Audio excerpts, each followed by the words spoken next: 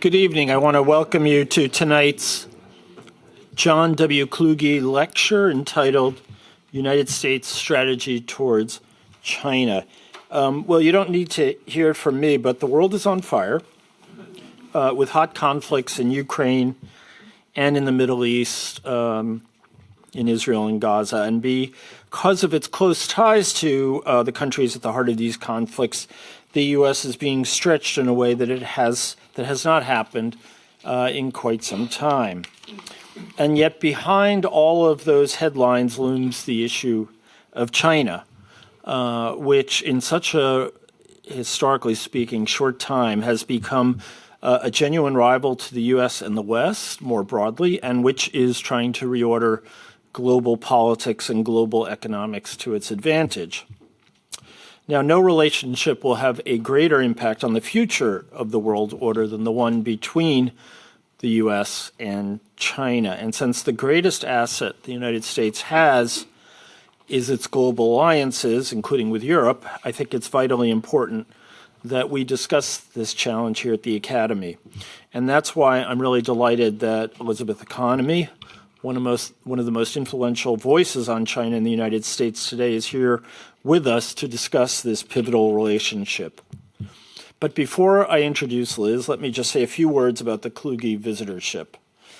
The visitorship honors the legacy of the late John Werner Kluge, a German-American entrepreneur, media mogul, and founding benefactor of the American Academy. Born in Chemnitz, Kluge immigrated to Detroit with his mother and German-American stepfather in 1922 at the age of 8. He studied at Wayne State and then at Columbia University, and then he served in the U.S. military in intelligence during the Second World War. Afterward, he entered the fledgling television industry and eventually started a company called Metro Media, which was a conglomerate of TV and radio stations. And for those of you of a certain age, you may remember Channel 5 in New York and the game show Truth or Consequences, or the Merv Griffin Show. And, well, then you know whereof I speak. Anyway, it was the nation's first major independent broadcasting entity, aside from the three major channels, and he eventually sold it fatefully to 20th Century Fox. In 1987, this poor immigrant had risen to become the richest person in America, a title he later lost to a computer upstart named Bill Gates.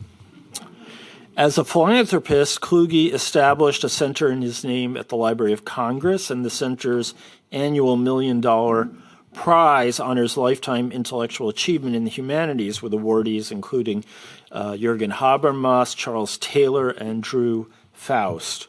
Kluge was a relentless philanthropist to his alma mater, Columbia, as well as other institutions, including the American Academy.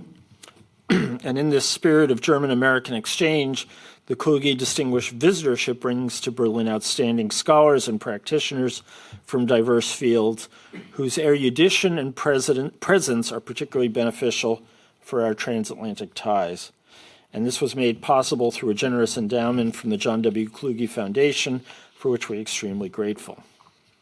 And we're grateful not least because it's brought Elizabeth Economy here. Liz is without a doubt one of the key voices on China in the U.S. today, and it was that renown that brought her to the attention of Secretary of Commerce Gina Raimondo, who brought her on as a senior advisor for China.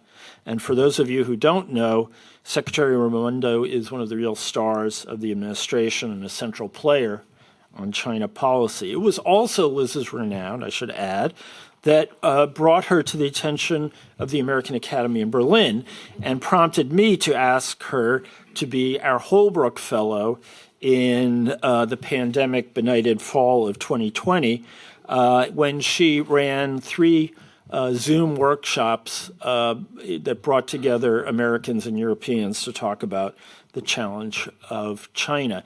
And there's something wonderfully fitting that she is sitting next to this year's Holbrook Fellow. It's just all too much. Anyway, prior to joining the administration, Liz spent an astonishing 26 years at the Council on Foreign Relations, including more than a decade at the Council's as a CV Star Senior Fellow and Director for Asia Studies. I find this all astonishing because I've never been able to hold a job for more than 7 years. Her articles have appeared in the New York Times, the Washington Post, Foreign Affairs, and many other places. She is now a Senior Fellow at Stanford University's Hoover Institution, an institution that may indeed even be cushier than the American Academy in Berlin. Am I not allowed to say that? You can discuss that in the Q&A if you like. And she serves also on the Board of Trustees of the Asia Foundation and the National Committee on U.S.-China Relations. Her most recent books include The World According to China, which I just conveniently happen to have here, The Third Revolution, Xi Jinping and the New Chinese State, and she's had a number of other publications as well. So Liz, I'm delighted to have you here. And before you get up, let me just say a few words about the roadmap for tonight. Liz will talk for about 30, 35 minutes, longer if we're lucky. And for those of you who are joining us by Zoom, please do not raise your hand or type in the chat, but rather type your question in the Q&A. For those of you who are here, the usual hand raising will do. So thank you very much for joining us. And now, Liz, it's all yours.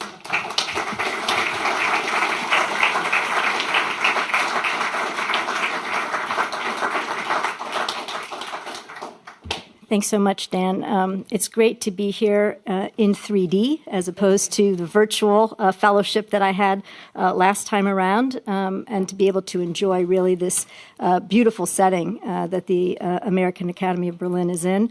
It's also really great to have the opportunity just to take a step back from the day-to-day sort of hand-to-hand combat of Washington policymaking. I just left the administration 3 weeks ago, and so this is really, I think, one of my very first opportunities to sort of reflect a little bit on the broader state of U.S. policy toward China and also of the bilateral relationship.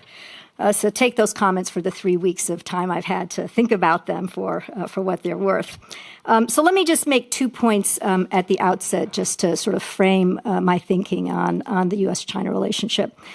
First, I think it's important to recognize that there has been a sea change in the way that the United States is approaching China. It's taken place over the past decade or so. The U.S.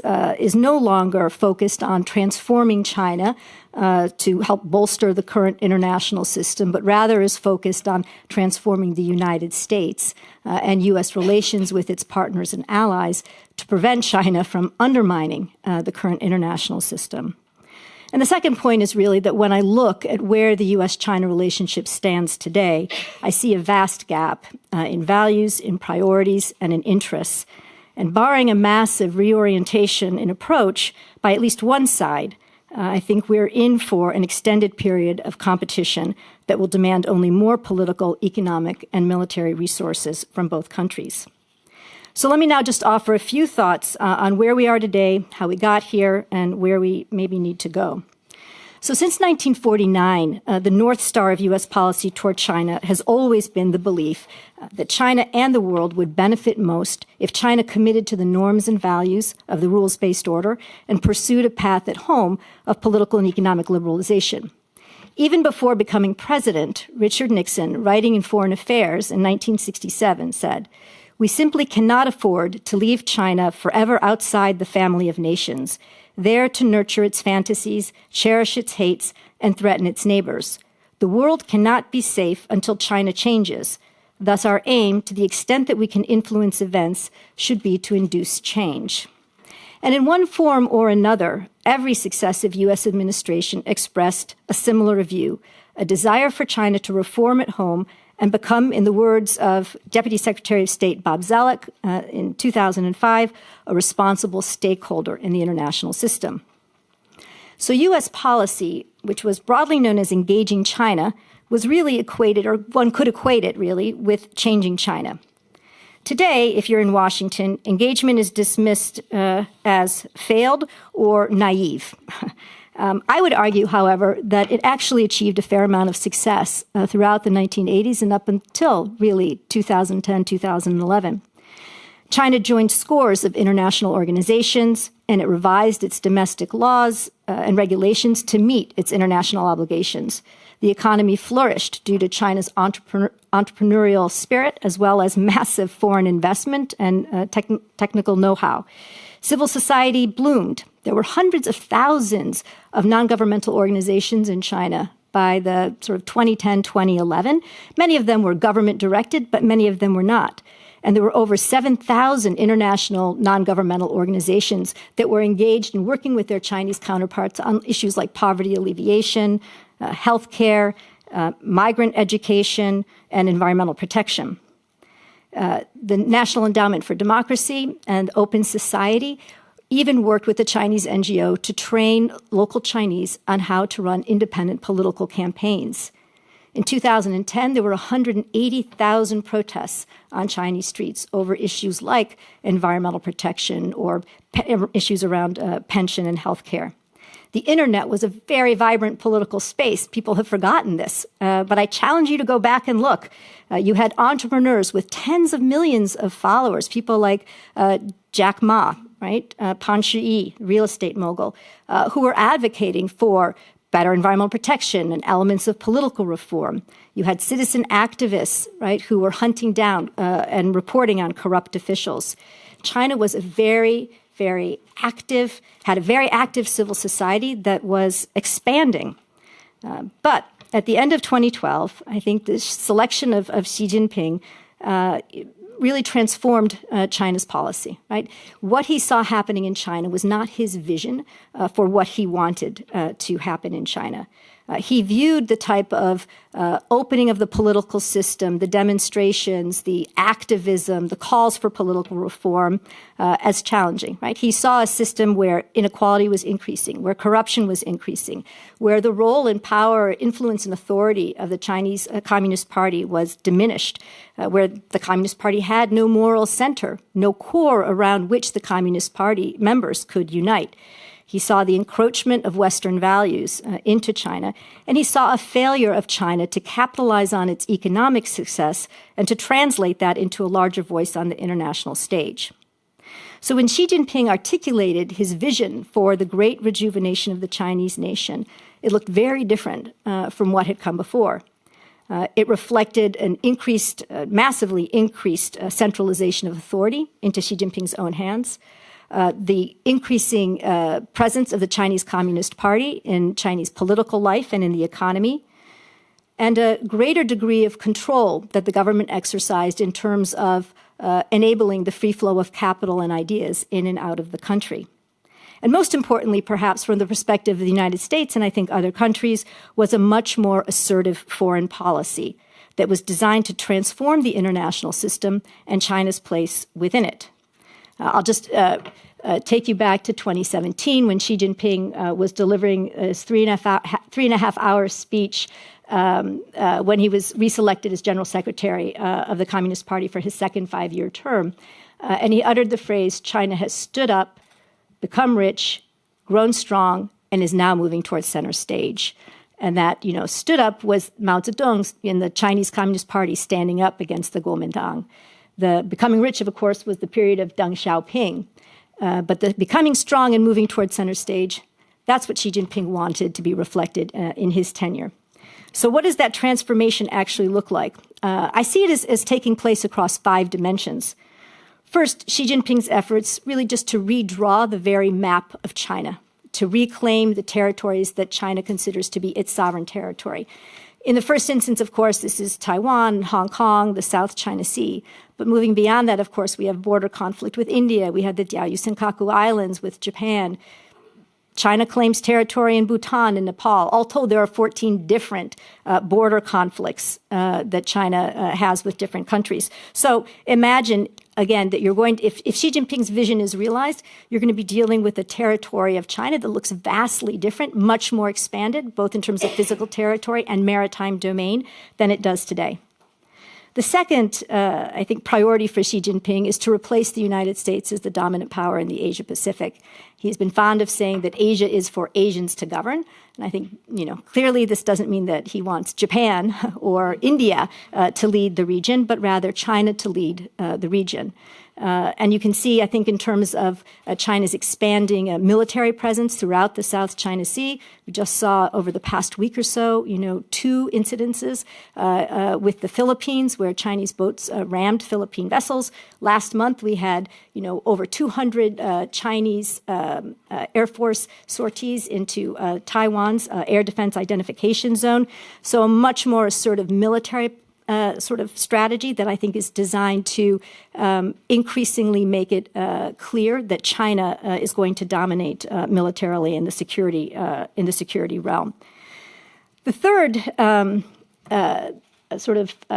priority for Xi Jinping, I think, is reorienting the position of China's economy within the global economy.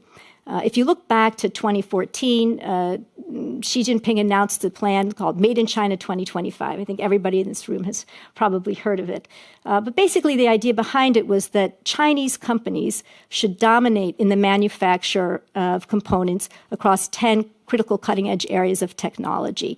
And he set targets for that up to 70, 80, 90% in areas like semiconductors and new materials and new energy vehicles. And from that position, right, those Chinese companies would then become dominant globally. So that was one. When we start to think about, who's decoupling and who decoupled first, one might think back to Made in China 2025 and think about that sort of indigenous element to China's Made in China 2025 program. More recently, in 2020, Xi Jinping announced the policy of dual circulation. And this was really saying that China's economy was large enough that China could innovate, manufacture, and consume primarily within itself. Of course, it would continue to export to the second circle, right, to the global market, and it would welcome foreign technology and know-how in certain select and investment in certain select areas. And it wanted multinationals to remain dependent on China for their supply chains because they believed that it would have political leverage. But fundamentally, right, this was about making China far more impervious to the pressures of the global economy, far more self-sufficient. And this was, across not only the areas of technology, but also increasingly around food security, energy security, which is actually quite traditional. Both those areas have been traditional areas of concern for China. But then he's listed more recently a whole range of other areas like pharmaceuticals and tourism and culture. So I think a much bigger sort of sense of China having Chinese companies and China be able to dominate within the Chinese economy, and a lack of interest really in having foreign companies in some of the areas where they are most competitive continue to sort of lead in those sectors. I think the fourth, and perhaps one of the most important ways in which China is trying to transform the international system, is to have other countries reflect in their policy choices Chinese values and interests and priorities. I think it has 2 ways of doing this. The first and most obvious is through its Belt and Road Initiative. Right? It launched, Xi Jinping launched the Belt and Road in 2013. It was originally a hard infrastructure connectivity project to connect China all the way through to Africa through ports and railroads and bridges. It then morphed, right? We have the Digital Silk Road, which is about fiber optic cables and e-commerce and satellite systems, but the same idea. But now it's not just 65 countries. It's basically all the countries of the world are invited to be part of the Belt and Road. We have the Health Silk Road, which kind of came into fruition during the pandemic, during COVID, where China was exporting its e-health technology and traditional Chinese medicine centers. There's the Green Silk Road, right? That's going to be the solar panels and the wind turbines and now batteries and electric vehicles. There's even a Polar Silk Road to connect China to Europe more directly. But beyond the economics of all of the Belt and Road, I think it's important to recognize that there is also a political dimension. So in addition to providing the technology, for example, for surveillance systems in other countries, right, Huawei surveillance systems, China will set up training workshops, 2- and 3-week training workshops for countries, mostly in emerging economies, to help them learn how to control the internet, how to suppress dissent in civil society. Right? They've set up a training center in Tanzania, and there's one in Guangxi province. So Tanzania is to host leaders from African countries, and in Guangxi it's for Southeast Asian leaders. And you can learn about the China model. Right? One of the other things that Xi Jinping talked about in that 2017 speech was that China offered an alternative model to that of sort of liberal market democracy, right, that others could follow, those who didn't really like the Western way of development. So now China has training centers where leaders can go to learn about, good things like how to deal with poverty alleviation, but also how to have a strong one-party state. And there's a military component to Xi Jinping's Belt and Road Initiative that's emerged. So China established its first military logistics base in Djibouti in 2018. There are, 10 or so other countries that seem to be about to be tapped for military bases, including places like Equatorial Guinea and Cambodia and Vanuatu. We'll have to see whether all of them come to fruition. But clearly, there is a sense now in China, which is radically different from all of traditional sort of Chinese theory about military bases, which has always said we will never have a military base in another country, right? That now says we want them, we need them to protect Chinese domestic interests, both our people and our economic interests. So spreading China's influence economically, politically, and militarily through the Belt and Road Initiative. The other way I think that China exerts influence on the policy choices of other countries is through more coercive practices. And here I would argue that China actually is not as successful as many people might think. That when it attempts to use the economy to affect political choices of countries, it actually doesn't succeed most of the time. And you can look back to the Philippines with bananas, back to 2010, 2011, through Korea and the THAAD missile deployment to missile system deployment, obviously through Australia and COVID, when Australia called for an investigation into the origins of COVID. None of these countries actually changed their policies because China was was using economic tools to try to coerce them to do so. But people don't look at that carefully. What they have had more success in, frankly, is trying to coerce companies, right, and multinationals. So when a movie company, has a map of the South China Sea, is it the South China Sea as reflected in a mainland Chinese map, or is it the South China Sea as is reflected in a Vietnamese map or a Philippine map or one of the competitor countries? And that's a place where China will say, well, if you leave that, then you're not going to be able to show that movie in China. So in that space, up until recently, I would say China actually had a fair amount of success in changing the practices of some industries and companies. I think there was an especially important moment in this issue of coercion in 2019 when Daryl Morey, who was the manager of the Houston Rockets, an NBA team in the United States, tweeted, "Fight for freedom, stand with Hong Kong." And the Chinese government response, some of you may remember, was to pull all of the Rockets merchandise from the shelves and to stop televising NBA games. And what was interesting, so that was interesting in and of itself, but what was really interesting was what CCTV, right, China Central Television, came out and said after they did it, which was issues related to sovereignty and social stability do not fall within the purview of free speech.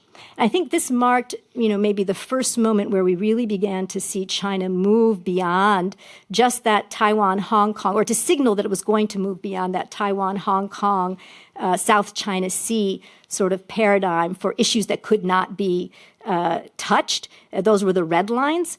To a much broader conception of what China would find objectionable and what it believed it should be able to control. So that's when you began to have Australia and the COVID, and you had the Wall Street Journal, which published an opinion piece, calling China the sick man of Asia, that resulted in the Wall Street Journal journalists being expelled from China. So you began to see, a kind of different, a much broader, more expansive notion of what China believed it should be able to control for the free speech of people living in other countries.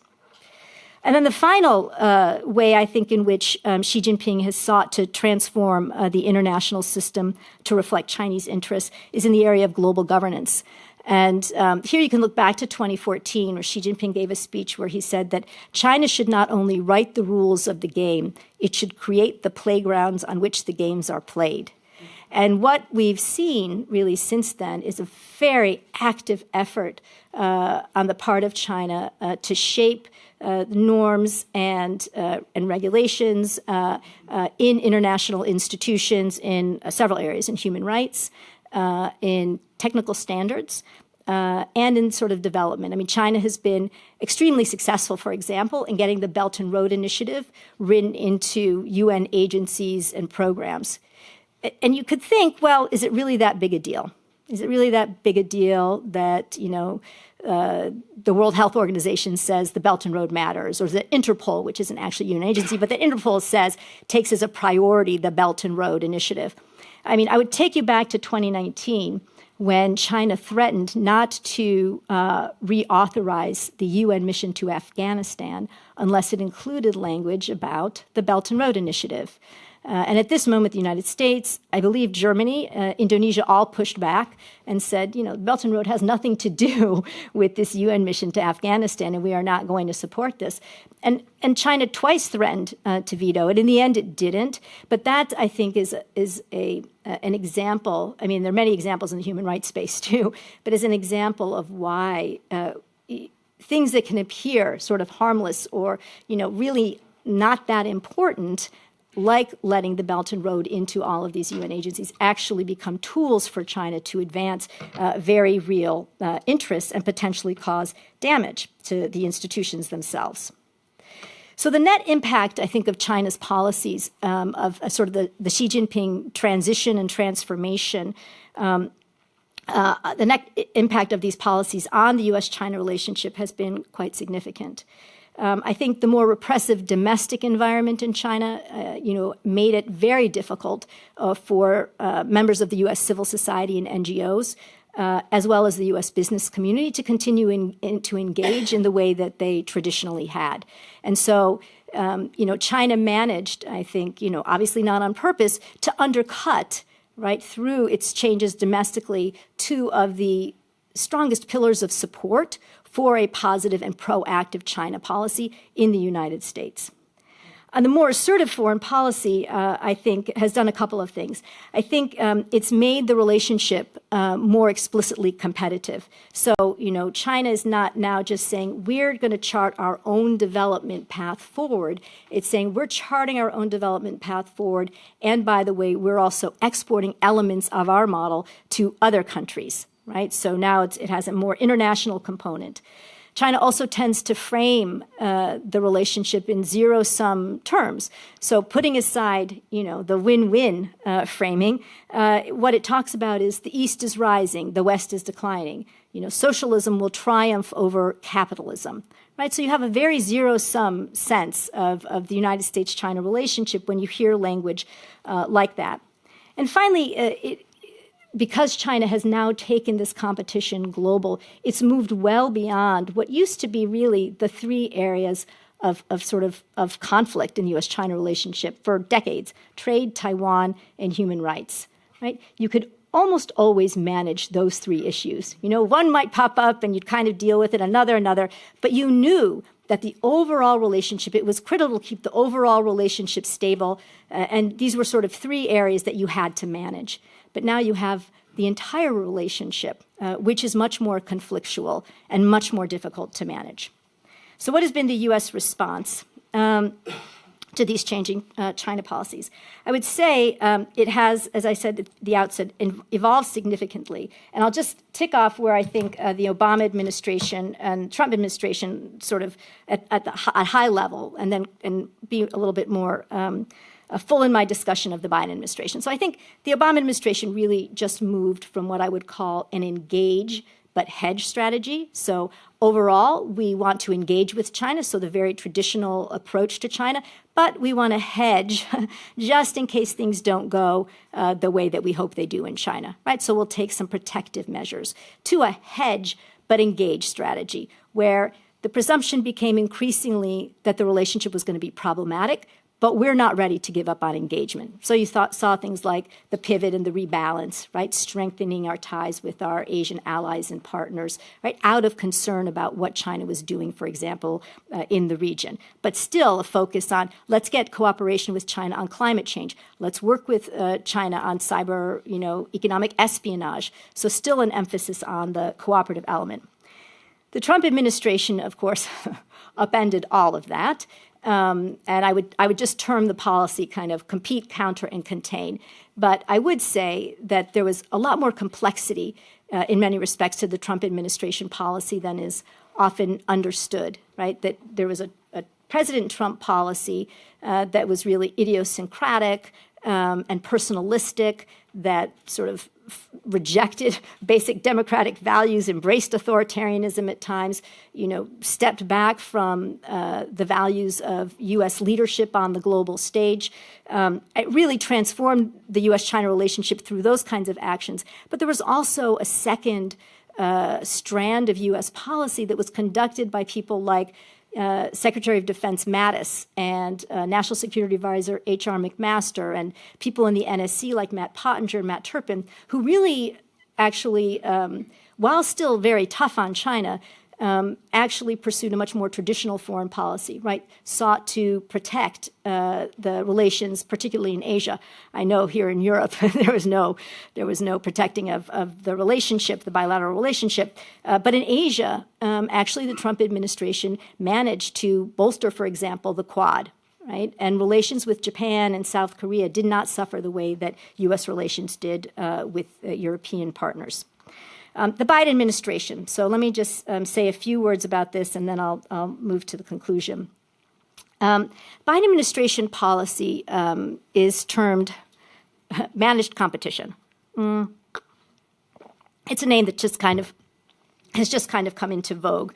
So what does it mean? It means that we recognize China as the most significant long-term strategic challenge that the United States is facing, but we don't want the competition to destabilize the overall relationship or certainly to devolve into kinetic conflict. So we want to manage it. I would say the first couple of years of the Biden administration were about putting in place the building blocks that would enable the United States to compete with China. I think we did not feel as though we were in a strong competitive position coming out of the Trump administration.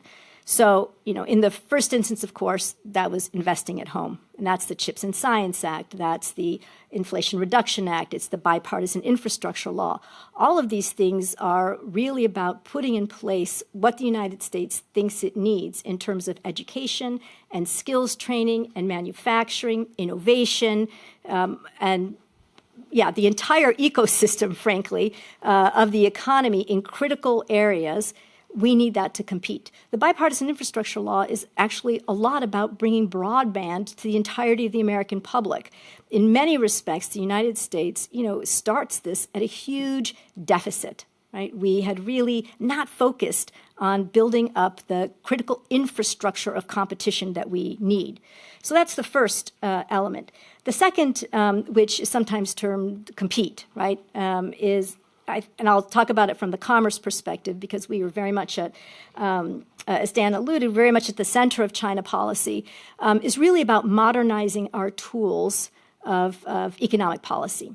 So that is export controls, for example, right? So you've seen several innovations around export controls, for example, saying it's not just about the actual technology, but it's also about know-how, right? So we don't want our top engineers and scientists going to China and training Chinese scientists and engineers there on how to develop the technology that will ultimately put our national security at greater risk.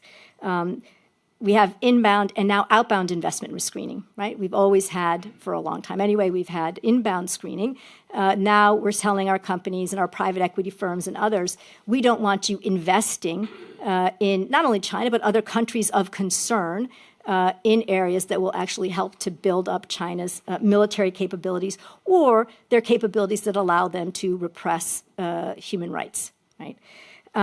And we have supply chain, right? This is one, I think, of the most important elements and innovations in U.S. policy. I think COVID was clearly the trigger for this, right? The sense that, and actually Secretary Raimondo will talk about this often, how when she was the governor of Rhode Island, she couldn't get the personal protective equipment for the people, and she was calling out to Korea and to Japan and begging them for PPE. And that this was a really seminal, important moment in the United States consciousness about being overdependent on any one country, on any one source of supply. It's not just about China. The biggest issue that's talked about, frankly, in the United States now is really semiconductors, and that's about Taiwan. So it really is, when we look across now sort of critical areas of technology or critical minerals, it's thinking about, do we have access to the supplies that we need to run our economy and to protect our national security? And that brings me to the third part, which is align, and that's our partnership with you, and the European Union more broadly, and our Asian partners and allies. And I think here we've actually built up a lot of new institutions just in the past few years. The US-EU Trade and Technology Council, the Quad Critical and Emerging Technologies Working Group, the Indo-Pacific Economic Framework. So all of these target slightly different sets of partners and to some extent regions. But if you look at across them, you'll find that there are a number of through lines, right, that all of them are talking about supply chains. All of them are trying to talk about export controls. All of them are hinting and dancing around things like investment screening. So there's many of the same issues that we talk about in the Quad Critical Emerging Technology Working Group or in the Indo-Pacific Economic Framework. We're also talking about in the US-EU TTC, like could be AI, governance on AI. All of these things are important issues where we want to be aligned with our partners and allies. And then finally, I think over the past 6 months, the U.S. has moved from that building blocks of competition to the stabilization element of the managed competition. So how do we stabilize our relationship with China? And, there really hadn't been, or there had been very, very few contacts over the past 2.5 years, until starting in the spring and through the summer, we had a number of our cabinet secretaries go to China, including Secretary of State Tony Blinken. We had Secretary Kerry on climate change, Secretary Yellen, Secretary of the Treasury, and then my secretary, Secretary Raimondo, was the last visit. So part of the approach is, let's just get back out there and establish channels of communication. When we're not talking, the risk of misperception, miscommunication, misunderstanding, turning into something much bigger is much greater. So let's just start by engaging. I'll say that our trip to China, the Commerce Department trip to China, was really good. We were granted all the meetings that we were requested. The Chinese were very forthcoming in advance of the trip about the issues that they wanted to discuss. The conversations were free-flowing, not like this, scripted and reading down, but actually after a few initial remarks, an hour or more of just back and forth on the issues that mattered most. It was clear that the Chinese really want American investment back. I think that made them a little more accommodating than not in the discussions. But it was also clear that they don't hold all the reins of power, right? And so, while we were there and treated very, very well, the minute that we returned, I think practically the day that we left, the Ministry of State Security came out with a statement saying this was just old wine in new bottle. And, there was a meme that came out with a picture of Secretary Raimondo. Some of you may have seen it, and the Mate phone, the Huawei Mate phone, as though she were advertising it, right? Like she was publicizing it and promoting it. But, to their credit, people in the Ministry of Commerce reached out to us and said, we really hope these things, over which basically we have no control, are not spoiling the positive meetings that we had. So, and we're moving forward with a number of different initiatives, again, mostly on having dialogues that will lead to results and very specific things on like trade secrets, which are really important to, I think, all companies, not just U.S. companies, but a commercial issues working group and a number of other things. So I think that's one element of this. And then the second element is, can we work with China on big global issues? And this is something the administration has been talking about from the outset: food security, global climate change, health security and pandemics. Debt sustainability, right, in the emerging economies. How can we work together? I would say that we have not had much luck to date in actually making a lot of progress on any of these issues. I think initially China wasn't that interested, and they put on a number of preconditions. They didn't like our overall framing of the relationship as competitive, and so they didn't really want to sit down. They said these issues cannot be discussed in isolation from the overall relationship. So I think that was part of it. We'll see. We have Xi Jinping is coming to the United States, it looks like, for APEC. We have visits from a number of other ministers beginning pretty soon. So maybe we can get some momentum on some of these issues like climate change. All right, last point, because I know Dan's thinking, okay, Liz, you're going too long. So my last point is I would say, if it sounds like I'm sort of cautiously optimistic, I'm not. I actually see, but I want to be. I actually see the challenge, as I suggested at the outset, as significant and growing. I think the real gap between the United States and China is vast. We have taken different positions, obviously, on the Russian invasion of Ukraine. We're not, it seems, exactly in sync on Hamas's attack on Israel and what's been following that. We each have our own set of multilateral organizations that we support. China has the Shanghai Cooperation Organization, has the Regional Comprehensive Economic Partnership. Well, it's got its Belt and Road Initiative. We have the G7 and NATO and the Indo-Pacific Economic Framework. Each of us thinks that the other should be doing more on those global issues that I mentioned. And very just fundamentally, we have different visions, right, of what the international system should look like when it comes to security, an alliance system, when it comes to human rights, right, the sort of universality of human rights, and when it comes to development and its relationship to politics. So I'm concerned. I see little political appetite or will to compromise on either side.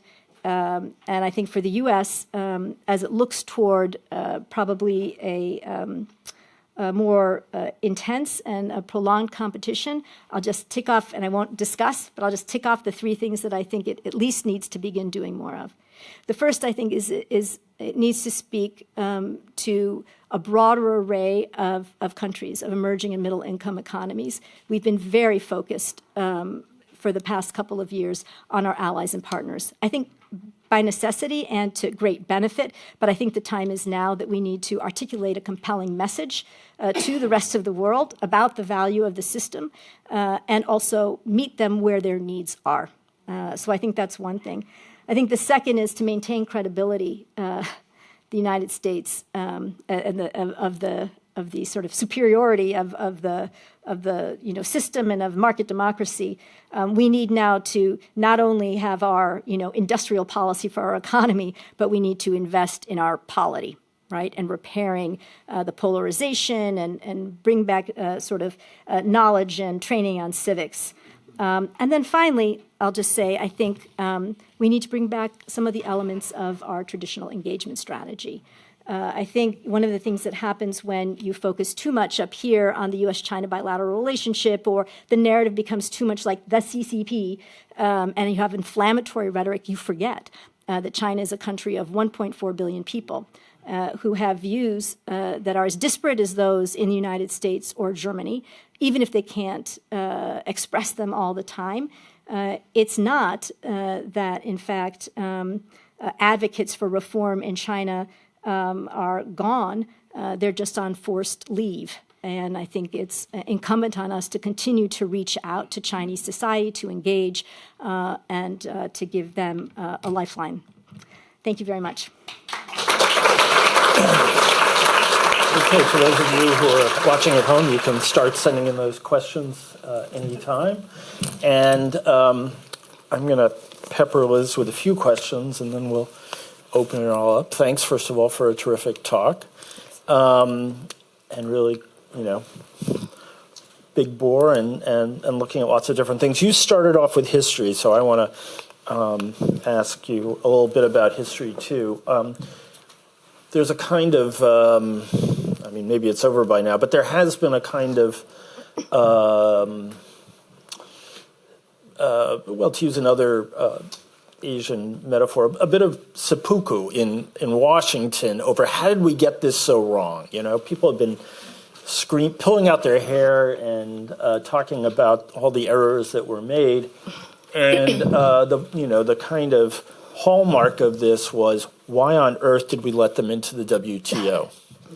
And when I hear your account of what happened, I'm reminded that individuals make a real difference in history, and maybe bringing China into the WTO made a lot of sense at that time, and no one could foresee that we would get a Xi Jinping who would take China in a whole different direction. But what do you think? I'm glad that my remarks reminded you that individuals matter, because I started my career as a Soviet expert and was actually the Gorbachev analyst in the CIA pretty soon after he started, and talk about learning that an individual can matter, right? And I can tell you at the time there was very little sense that he was going to be anything different. But I will say I thought he was different because I was reading all his speeches and really delving deeply into what he was saying and doing. I said, this could be something new. Now, he was much more new than I anticipated, but I do think leaders matter. Now, as far as the WTO is concerned, to your specific point in Xi Jinping, I would say the WTO isn't really just a Xi Jinping problem, and China's behavior within the WTO isn't just a Xi Jinping problem. That was before China. I think before Xi Jinping, I think the mistake the United States made was probably giving China a lot of time and a lot of rope in many respects. There's for a long time, there was kind of a narrative that, China is still a developing country, right? And it needs to learn about intellectual property rights protection. It never had. It has a very different approach to that. Look at the United States. When it was, first a country, it had it went and stole a lot of British, IP. So China's just, following in that path. But I think people forgot, first of all, that it was a different time. Back when the United States first became a country than it is today. And there are a lot of laws and regulations written about intellectual property now that weren't there then. And China was taking advantage of the system. Our tools for addressing it, whether they're, 301 investigations and tariffs or going to the WTO, seemed not substantial enough. Do I think it was a mistake to bring China to the WTO? No, I don't think it was a mistake. Was it probably a mistake not to have things written in that, would force a faster and greater transition? Yes. And now the question is, what do you do about it? But maybe that's moving beyond your question. So I don't think that the WTO is a Xi Jinping issue. There are many issues that are a Xi Jinping issue. I think that was an issue before Xi Jinping. Okay, so I'll phrase the question a little differently. Was our approach to China flawed because we thought everyone would be, I'm sort of reluctant to say Deng Xiaoping, since he was the guy behind Tiananmen Square. But, he was the face of it's good to get rich, and he largely emptied Chinese communism of much of its content, and so on and so forth. So did we make an intellectual mistake there? Should we have been hard-headed international relations realists and just assumed that, 1 billion Chinese, ultimately couldn't be denied? Couldn't be denied what? Or at least we're inevitably going to be a rival. Oh. I certainly didn't look at China. So then I would have to be classified as naive and sort of failed as an analyst, which I'm not prepared. I'm not prepared to be. But I'm just saying that I don't think self-criticism is a great tradition in Chinese studies. Peeping Hua. I don't want to. Yeah. So I think it's easy to go back now and look and think, oh, these were all mistakes. And certainly there are analyses and books now that have been written that say this was inevitable. And you can track, right, ideas from certain Chinese leaders, right, that always talk about, you can look at Deng Xiaoping's statement about hiding brightness and cherishing obscurity, right, as this was all part of a master plot until China was ready to reclaim its, place on the global stage, just in the way that Xi Jinping did. I prefer to think of it as there are many different ideas and strands of policy at any given point in time. It's up to the leaders to decide which ones of those they want to lift up. And you can look back into the mid-1980s, a radical difference between a leader like Hu Yaobang, right, and a leader like Li Peng. 180 degrees difference on how they looked at political reform, right? It was Hu Yaobang's death, for example, that sparked the Tiananmen Square protests, because he was known as a big political reformer and a favorite of intellectuals and students, et cetera. So, to me, you could look at the transition in 2012 and the advent of Xi Jinping and think, might it have been a little bit different had it been Li Keqiang or Li Yuanchao or Wang Yang or some of these leaders that were known to have more reform-oriented proclivities? I think it would have been, right? Others would disagree. So enough for history. Let's skip ahead to the present.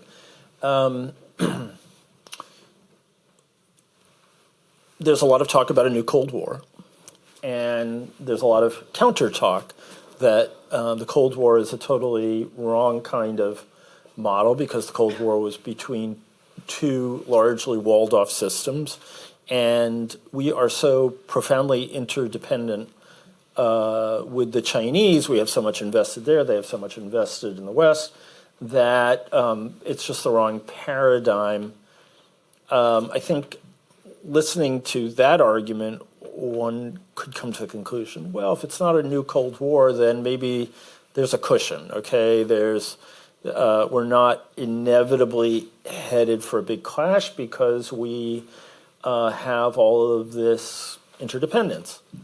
What's wrong with that thinking? Yeah, I think, when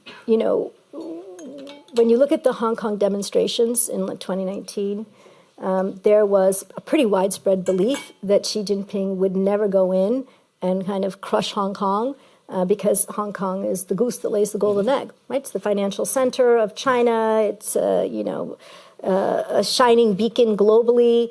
We passed the Human Rights and Democracy Act in the United States, which basically said that if China did go in and undermine Hong Kong politically, that we would withdraw the special status that Hong Kong has in U.S. trade. We don't treat it the way that we do on China. So if, for example, if we levy tariffs on a set of Chinese goods and Hong Kong makes the same goods, Hong Kong wouldn't have those tariffs levied on its goods.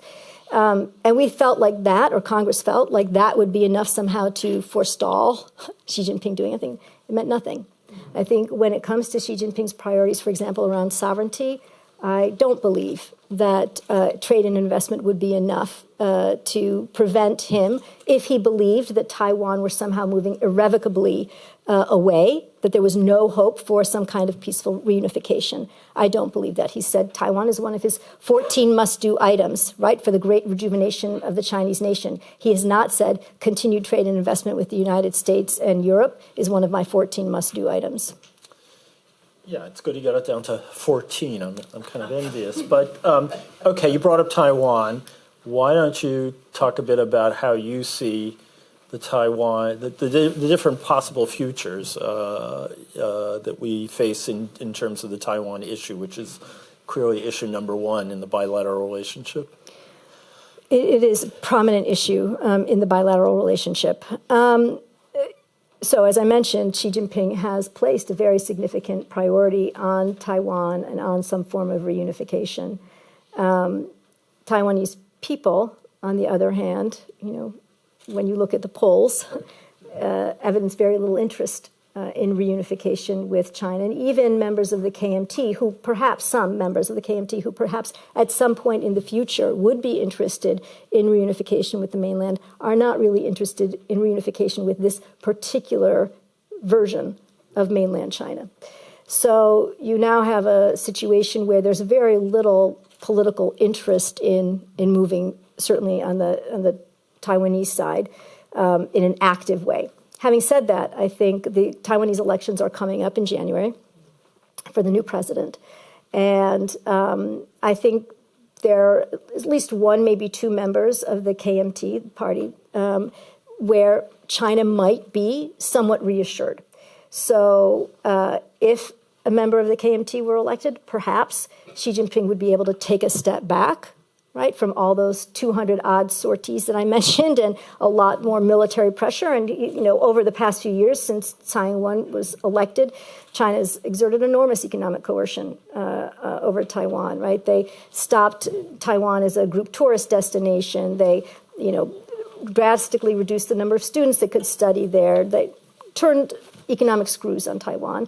Again, didn't make a difference in terms of Taiwan's behavior, and much more militarily aggressive. So maybe he takes a step back from that, right? Also, prevented Taiwan from participating in the World Health Organization meetings during COVID. You may recall, started the process again of buying off countries that were supportive of Taiwan, that were recognized Taiwan. So all of that could stop, right? If someone who was more favorable, if a kind of a Ma Ying-jeou leader came into Taiwan, maybe you get a pause. So that would be one scenario. A second scenario is DPP, William Lai, is elected, and he maintains the same sort of moderate tenor that Tsai Ing-wen has, and things kind of continue along the path that they've continued without anything changing dramatically. But you constantly have in the back of your head that things could, at any moment, the apple cart could be upset, and Xi Jinping would decide that now is the time. Look, there's a lot of disagreement in the United States about whether Xi Jinping is actually prepared to take military action against Taiwan. Wide spectrum of views. I tend to fall on the side that says he wants this to be, again, some form of reunification, to be part of his personal legacy, and he will view it as a failure if, when he leaves office, Taiwan and the mainland have the type of relationship today that they have then, right? So I think, again, if things don't change in a way that gives him greater confidence, I would expect that he would be willing, once he's confident, right, that the Chinese military could execute a successful military action, whether we're talking about, a blockade and a bunch of missile strikes, or, there are many different scenarios, but could bring enough military pressure to bear on Taiwan to coerce Taiwan to accept, mainland, some form of mainland control. I think it's very hard for us to deter that. And that despite the enormous cost he would pay in the international community and the economy and so on and so forth. For me, and this is my understanding of Xi Jinping, right? So, people can have very different understandings of him. But for me, sovereignty is extremely high priority. And I believe he is willing to accept a lot of disequilibrium in the system and be relatively comfortable in the knowledge that China's economy is huge, everybody wants to be there, and things will get back to normal at some point. If this is the cost we have to bear, we will bear it. Again, he did it bloodlessly, roughly speaking, in Hong Kong, right? What have been the repercussions for Beijing over what he did in Hong Kong? Right. So one of the things that I find striking about the current situation is that it does seem like in both countries, as is so often the case, there are hardline camps that are often driving events. If you talk to, or at least driving some events and posing, it seems to me, the greatest danger of driving towards more conflict. If you talk to people in the administration you just departed, at least some people, they will say, my God, we're doing our best to hold back Congress. And I remember, years ago participating in a huge bilateral meeting with the Chinese, and it was clear to me from then on, and nothing's ever changed, that the People's Liberation Army is just a huge driver of anti-American sentiment. There may be bigger ones now. And I'm just kind of curious if you think that these two sides are being restrained appropriately in their respective countries. I mean, I think you're right, and I think it goes back to that point I mentioned about our trip to China, Secretary Raimondo's trip to China, where we had a very positive set of engagements. I would say overall, I mean, tough language. Don't get me wrong. Every meeting it was from the secretary, it was national security is a priority. We want to trade and invest, but nothing is going to. We're not doing anything that's going to impinge on that or on our fundamental democratic values. So that was the message consistently. But there was that, and then there was the response from the Ministry of State Security, right? So it's clear that I don't think in China they're being restrained. Because I think Xi Jinping has actually empowered them. And I think that his views probably lean more in that direction, right? As opposed to, let's get trade and investment back on track with the United States. I think he's been pushed into that position because the Chinese economy has been having some difficulties over the past, 6 to 9 months or more because of COVID. And so I think he's backed into a corner. I don't think that's his natural inclination necessarily. So, in the U.S., of course, yes, we have some very loud voices. But I don't feel, frankly, having sat in Commerce and having been on the receiving end of, criticism from Congress that our export controls are not tough enough, that they're, that we're too soft on China, that it's affected our policy at all. So to that extent, I feel like we are successfully constraining them. So one last question, then we'll turn it over. One of the things that we know about the competition between the U.S. and the Soviet Union during the Cold War was that despite some really tense moments and some very, very heated rhetoric, we were always in touch. We were always talking to them. We were very aware that both sides had nuclear weapons. There were plenty of channels that were open. Looking at the U.S.-Chinese relationship, and particularly, for example, the long, cold chill after the balloon went over the U.S., Yes. the balloon with the school bus-sized sensor package, one would not have the same confidence. Is that an observation you agree with? Are we trying to improve it, or have I just got it wrong? No, I think, to your point, I think that's why we've had this, spate of visits over the summer by our cabinet secretaries to China. Now, the Secretary of Commerce of China did visit before. The Minister of Environmental Protection, Ecology and Environmental Protection from China visited the United States before that.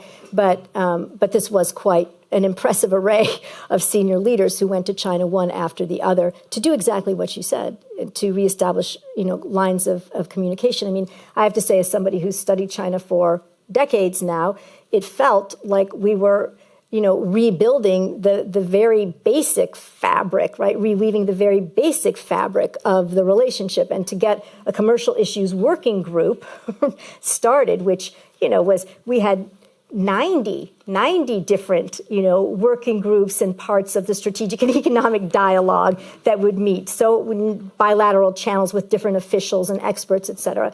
And we're talking about one, right? We have 4 different groups, and Treasury had 4 different groups, and State has 4 different groups.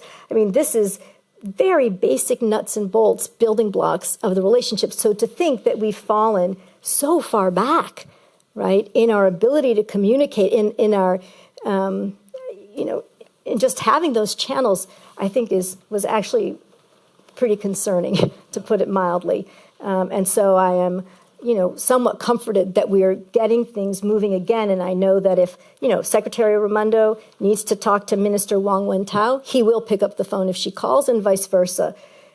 We need to get to that point in the defense sector. That's the big one where we need to see that change. Okay. Questions? Let's start off with the former Director of Policy Planning. Oh, no. Great. The State Department. So Liz, thank you. That was terrific. And as you were talking, I was with the Strategic and Economic Dialogue in 2010, and I think 100 people went to Beijing with this. I mean, from the agriculture department, yes, everywhere, forestry, health, counterterrorism, you name it, we had it. So it's interesting to hear. I want to ask about this sort of. Every month or two, the New York Times seems to run a series of articles on how the Chinese economy is really imploding. Yeah. So you get the overbuilding of the infrastructure, particularly apartments, and the debt crises, and there are no taps that they can turn anymore because they've turned them already. And now you're getting, and this is also a recurrent theme, all those college graduates can't find jobs, so they're unemployed or underemployed, and then there's the demographic crisis. So I want to ask you, given that the Times does this fairly regularly, is this just, yes, these are problems, and the Chinese economy, the China manages them, we have our own economic problems, or is there something structural going on, particularly with the demography and the sort of unemployment crises that I'm not suggesting China's going to implode, but where they really are in, I guess, Adam Posen's piece in Foreign Affairs, where they're in for a much rockier economic time. Yeah. So I think, one of the issues sometimes with writings on China that are focused on the here and now is that they tend to respond to every set of economic statistics that comes out in the moment, right, without any context, historical context, or any broader context, or any ability to integrate a set of factors.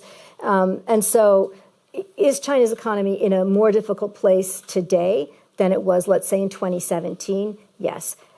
Do they seem primed to undertake the type of structural economic reform that, people here and in the United States would argue they need to do to set their economy on a really good trajectory moving forward?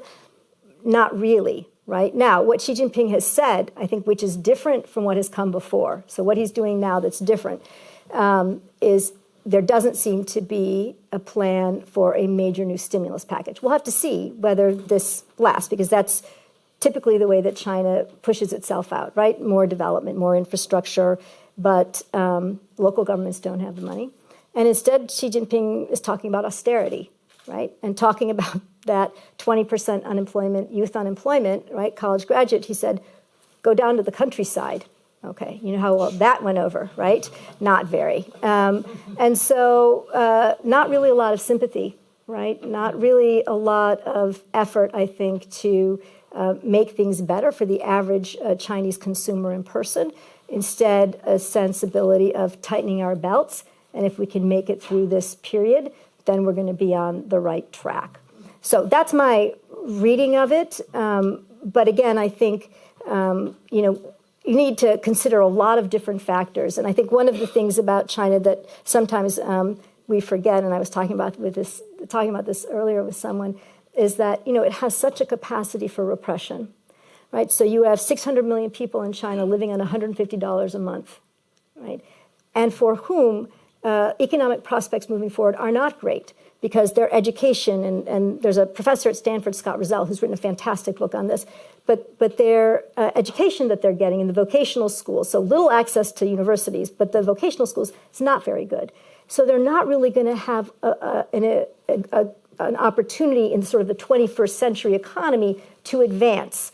And so you'd think if that were happening here or in Germany, you'd have mass demonstrations all the time, right? But China has a repressive apparatus it can put in place, and at the same time, it can continue to invest in its military. It continue, albeit at a lower level, to put money into the Belt and Road Initiative, right? So it can continue to do continue to invest in its technology sectors, right? Hundreds of billions of dollars, right? So it can do all of these things, right? And maintain a kind of financial repression on a huge segment of its population in a way that I think would be very difficult in the United States or Germany. Next. Right here. This gentleman. Detlef Sprünz, Potsdam Institute for Climate Impact Research at the University of Potsdam. Thank you, Liz, for your very clear exposition of US-China relations.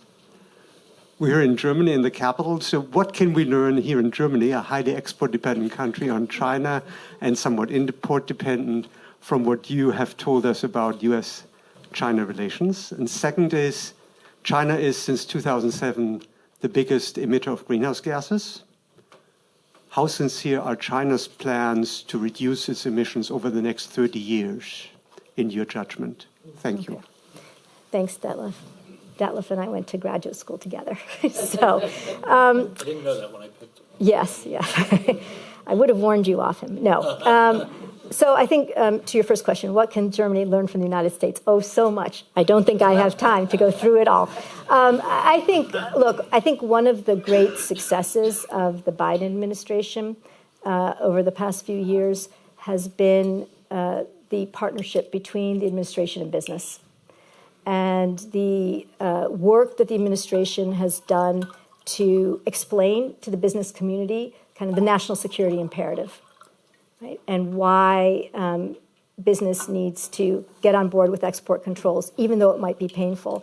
Why business should think about de-risking, right? Not decoupling, but de-risking in areas that are, relevant to our economic and national security. Right? We're not telling Starbucks not to invest in China, right? We're not telling Nike, we're not telling most of our companies, probably 95% of our companies, we're not telling, don't trade, don't invest in China. But those that, are reliant on, products, factors, technologies, right? Over-reliant on China.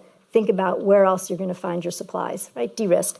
So I think that partnership, we spent a lot of time, right? Meeting with U.S. business, educating them, and being educated in terms by them, right? So I would say one of the things that we're thinking about more sort of in terms of export controls, what are the second and third order impacts of an export control, right? What does it actually mean to a semiconductor company, right? Are there ways to split the difference in some cases if we take a little more time? Can they come up with a technological fix so that they can have, a chip that is related to something that would assist in a military capability, separated out from using that chip for gaming, right, or electronics, consumer electronics. So I think that, to me, is one thing that Germany, maybe it already does a lot of this, right, but I think that has been a huge boon to U.S. policy. The fact that we can turn to our companies now and rely on the vast majority of them to stand behind the tough choices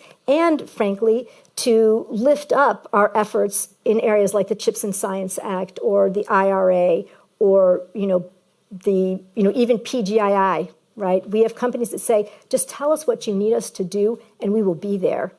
Major American companies. So I think to me that's been the most inspiring thing probably of my 2 years in government, has just been helping to develop that partnership and watching it come to life.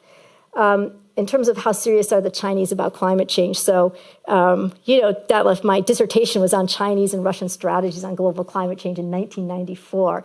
I've kind of kept up with it since then. I would say there are people who are very serious about it, certainly. Scientists and energy experts and Xi Jinping himself, the chief climate negotiator, I think are very serious about it. I think there are business people who believe that it's in China's business interest, right, to do it, right? China's become major manufacturer of so many clean technologies and products, right? They're world leaders at this point in time. So there are elements of that. Where they have fallen short, and you know this better than I do, in some significant ways, right, is actually on domestic coal, production and consumption. They haven't moved forward on their plans or their pledge to do stuff on methane. They haven't outlined their plan, as far as I know, to reduce methane emissions. Here's an area where maybe I would say I'm cautiously optimistic, but I feel as though the topmost leadership, when push comes to shove, and if the economy is sputtering and coal is the cheapest source, they will fall back on it. And climate change will be the second priority.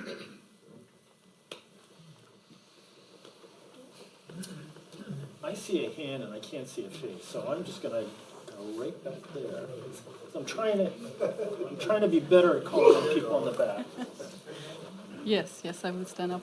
Thank you for pointing me out. And thank you, Liz, for this very inspiring talk. Thank you very much.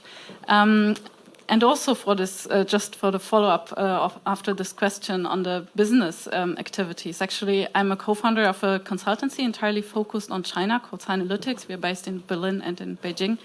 And as such, I'm not so familiar actually about the details of the talks between administration and businesses here in Germany. But what I can say from our project is that we see quite a significant steps that companies are taking in Europe to meet the challenges that are out there, meaning, of course, geopolitical challenges, meaning trade conflict, US-China, also meaning the push from the Chinese side with always increasingly getting more complicated regulations in China. And then, of course, also the regulatory environment in Germany, in Europe, with the due diligence law, etc. But what I would actually say, if we look at what businesses do, is that there is a dynamic in the market that may even go far beyond what is in the political interest, actually, and especially in the interest of the national economy. And I would be very interested in a comparison with the US, actually, how you see the picture over there.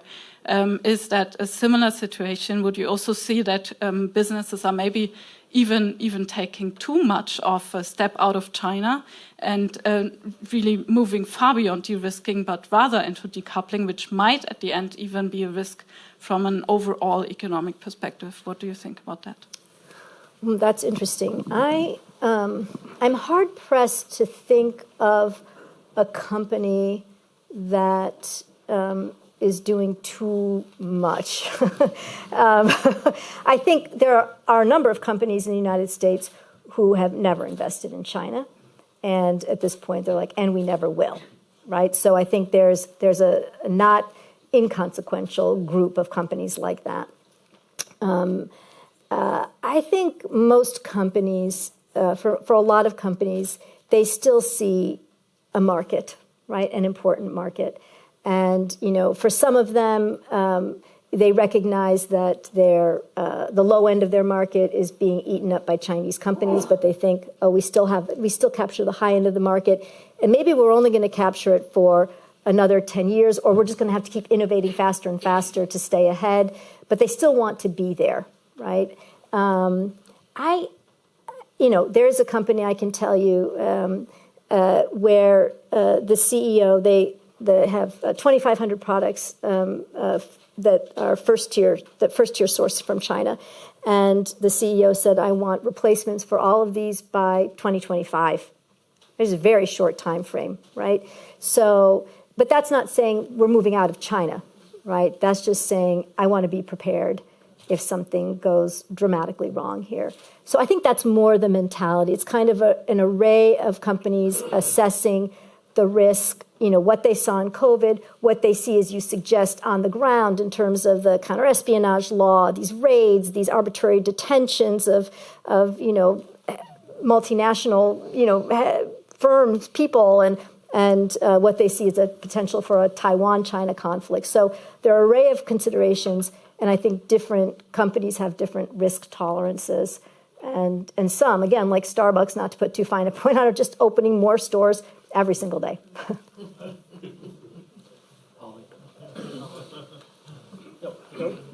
Where you going? Sorry. I'm Holly Case. I'm a fellow here. Thank you so much. I wonder about, because I've heard also here a lot of retrospection, and should we have sort of post-mortem kind of attitude, and also in Europe about Putin and, Nord Stream. And there's a lot of kind of reflection about what went wrong, what could we have done differently. I wonder what the attitude of the Chinese is now. Are they in post-mortem mode? Or how do they look at their own past? And I was wondering if you could say a word or two more. You mentioned civics education. Could you say what a bit more about that? Sure.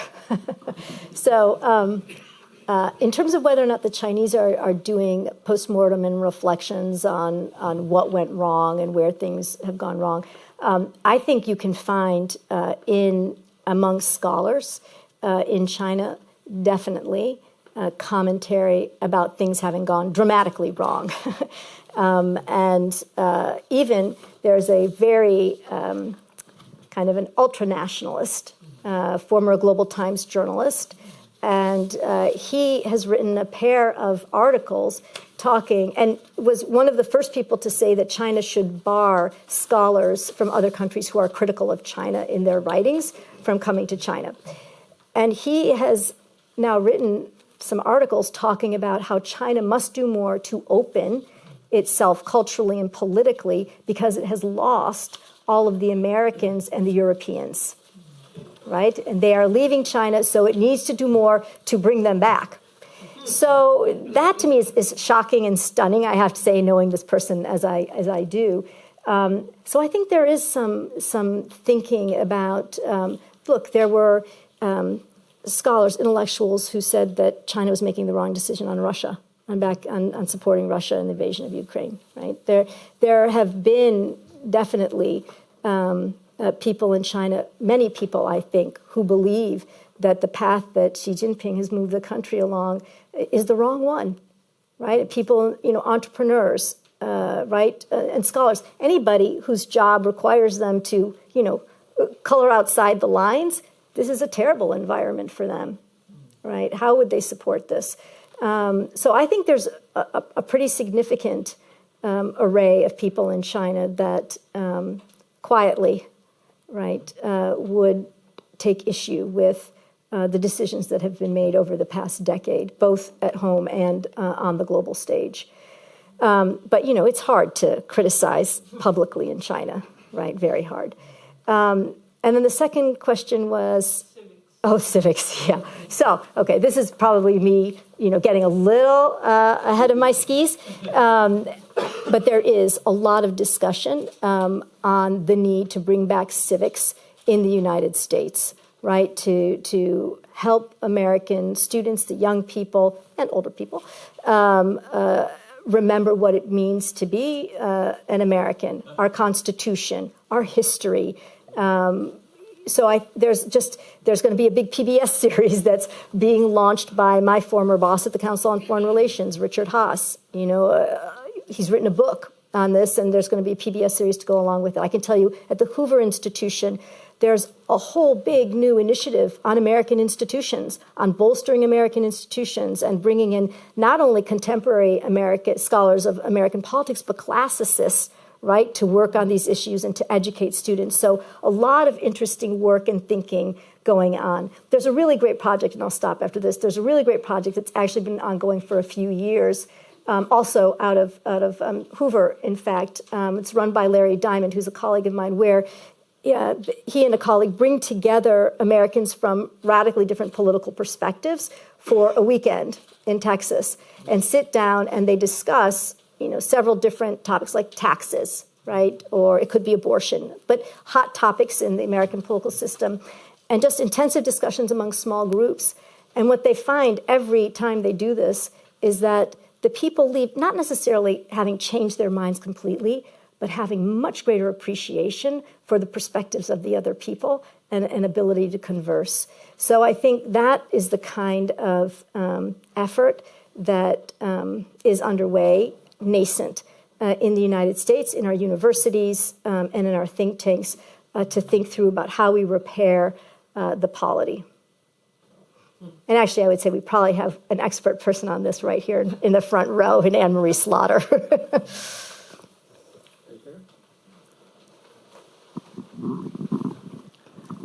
Thanks. My name is Jakob Hensing. I'm with the Global Public Policy Institute think tank here in Berlin.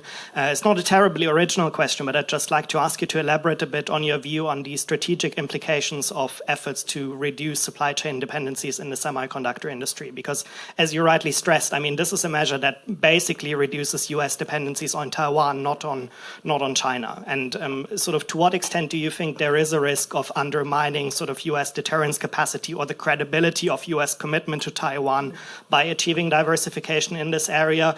Or do you think that sort of the strategic leeway that is freed up by reducing that vulnerability kind of more than makes up for that? Good question. I think I look back to the sort of history of U.S.-Taiwan relationship before semiconductors was ever an issue, right? And the importance of Taiwan was to the United States was in the first instance, of course, strategic, right, as a part of an anti-communist kind of endeavor, but then also very much as a beacon of democracy in Asia. And I think, traditionally, Congress has been extremely supportive of Taiwan. When we normalized relations with the mainland China, it was Congress that pushed forward on the Taiwan Relations Act to ensure that the United States would continue to provide enough military support for the adequate defense of Taiwan. And also in there is that the U.S. maintains enough military capability to defend Taiwan. It doesn't commit us to defend Taiwan, but that's what it says. I might also point out that President Biden has on a number of occasions said that the U.S. would come to the support of Taiwan, right, if China were to attack. Now, of course, there could be variable circumstances, but I think the point I'm trying to make is that certainly, I think for a certain segment of the population, it may be the case that if we did not have the kind of dependency on semiconductors in Taiwan that we have today, that the strategic value of Taiwan would be diminished. But I do think that there is a very strong history and commitment to Taiwan in particular as a democracy that would also continue to support an activist U.S. policy.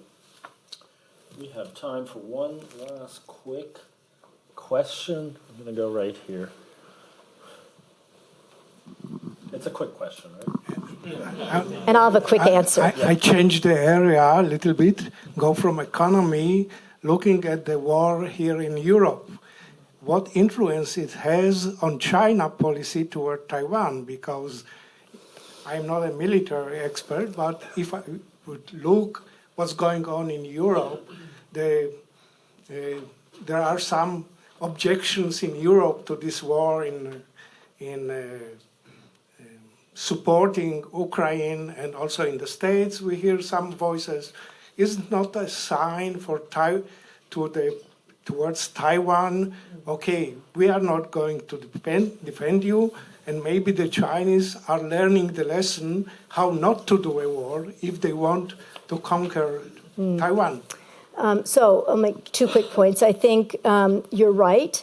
The degree to which Europeans and Americans remain staunch in their support for Ukraine will send a very important message to the Chinese about Taiwan. Having said that, again, for the United States, not true of Europe, but for the United States, we have a law that binds us in certain ways to the defense of Taiwan, right? And Taiwan has a special place in the U.S. that is different from the place of Ukraine for the United States, let's say. I don't know about how Europe and Ukraine think, but I think they're not exactly parallel situations.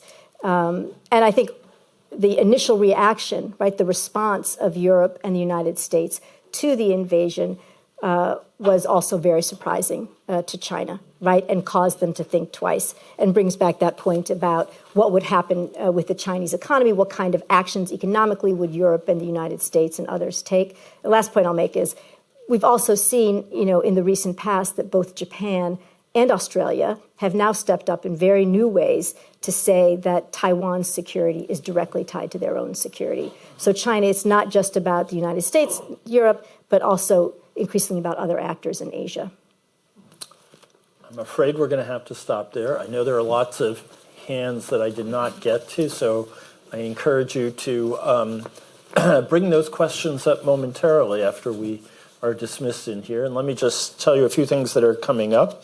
We have 2 events coming that will be American Academy events, but not here at the Academy. One will be on October 24th at Humboldt University, Unter den Linden, with our fellow Mabel Wilson, who will give a talk, Can We Forget? A Memorial to Enslaved Laborers.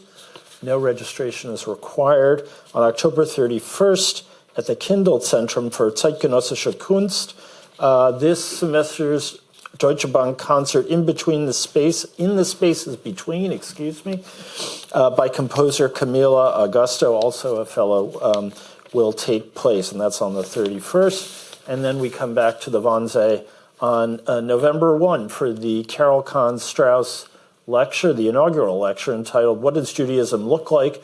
The Invention of Visual Toleration in the Enlightenment by our fellow David Price. And let me just say, that was fabulous. I should have said that before, but I said it now. Okay. That was fabulous. Thank you. And now that you have twice been a distinguished visitor, you just have to come back as a fellow because we're just not going to be satisfied. And there are too many questions to be answered. But that was I really love that. Thank you. terrific. And I hope you'll all join me in giving Liz a rousing hand.